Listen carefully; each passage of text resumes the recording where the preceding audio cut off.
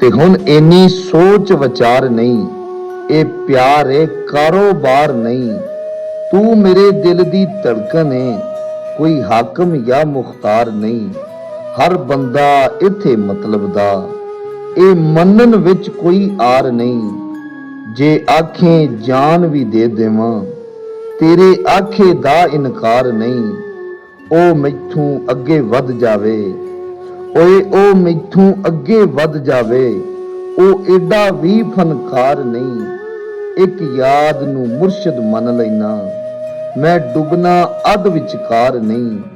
ਤੇਰੇ ਦਿਲ ਵਿੱਚ ਕੁੱਲੀ ਪਾਣੀ ਦੀ ਕੋਈ ਇਸ ਤੋਂ ਵਧੀਆ ਥਾਰ ਨਹੀਂ।